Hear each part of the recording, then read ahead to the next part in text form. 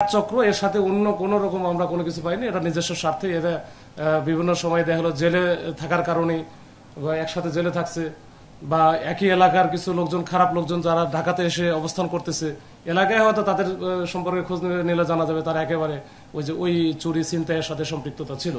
তো এরাই কিন্তু একসাথে হয়ে এই কাজগুলো করতেছে, এর সাথে কোনো রাজনীতি বা অন্য কোনো সম্পর্ক আমি পাই নাই। এর আগে যেটা আমরা বেশ কয়েকটা ঘটনায় আমার এলাকায় যেটা দেখেছি, যেটা ধানমন্ডি এলাকায় বা ওই যে মোহাম্মদপুরে কিছু ঘটলো, যেটা আমরা নিয়ে কাজ করেছিলাম, তো এগুলো নিয়ে যে আইন শৃঙ্খলা বাহিনীর সাবেক সদস্য যারা ছিল বিভিন্ন সময়ে চাকরিচ্যুত হয়েছে, সে পুলিশ হতে পারে, র্যাব হতে পারে, বিজিবি, আর্মি, সবারই এরাই কিন্তু এর সাথে অনেকেই জড়িত আছে। তো এইটাতে আমরা এটা পাই না, এটা একটু ভিন্ন রকমের। এটা হচ্ছে এইখানে এখনো পর্যন্ত এরকম কোনো কিছু আমরা পাই না। এটা যে জাস্ট এরা এই কাজে এরা পেশায় এটা এদের। এখন আমি মূল হোতাটা আমি বলি, মূল হোতার যেগুলো আছে যে মিন্টু হালদার এবং এর সাথে আরেকজন আছে, ওই দুইটা হালদার আছে, নির্মল হালদার, এগুলো মোটামুটি সমন্বয় করে। তবে মূল যেটা এদের হচ্ছে 4-5টা গ্রুপ, এই চক্রের 4-5টা গ্রুপ আলাদা আলাদা কাজ করে এবং মাঝে মাঝে একত্রিত হয়ে কাজ করে। এটা যখন যেটা সময়ের প্রয়োজন এরা করে আর কি।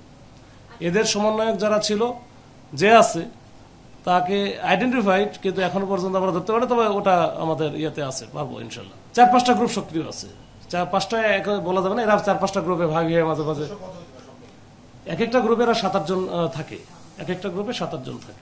যারা ব্যবসা করে, আসলে যে ব্যবসায়ী তো ভিকটিম হচ্ছে ব্যবসায়ী, বা ব্যবসায়ের সাথে যারা হয়তো ব্যবসায় প্রতিনিধি যে আছে সে ভিকটিম হচ্ছে। এখন ব্যবসা করতেছে, মনে করেন যে এই বসুন্ধরা কনভেনশন সেন্টারে যে ব্যবসায়িক প্রতিষ্ঠান, তার কোনো একটা প্রতিনিধিকে ঘরে পাঠাচ্ছে। এখন সেই ব্যবসায়ী তো আর এটা নিশ্চয়ই তারই তো জিনিসপত্র, মালামাল তার। এইটা হয়তো বা যে ওই যে এই যাকে পাঠালো সে হয়তো 2-1টা জায়গায় থাকতে পারে, আমি জানি না।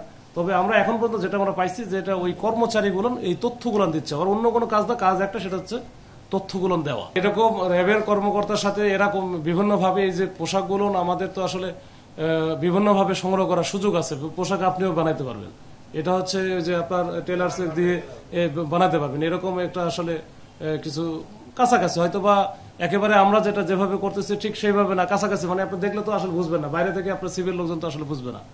এখন আমার এখানে রিবন আছে, রিবনে কোনটা কি আছে এটা তো হয়তো আমি বুঝবো, কিন্তু আপনারা কিন্তু ওইভাবে বুঝবেন না। ওটা মোটামুটি এটা নিয়ে কাজ করতেছে। আমরা ওই ভিসেরা রিপোর্ট, যেটা ভিসেরা এবং পিএম রিপোর্ট, দুটা না আসা পর্যন্ত আসলে এটা তার আগ পর্যন্ত যে বিষয়গুলো আছে আমরা আসলে এখনো পর্যন্ত স্যাঙ্গুইন হইতে পারে নাই।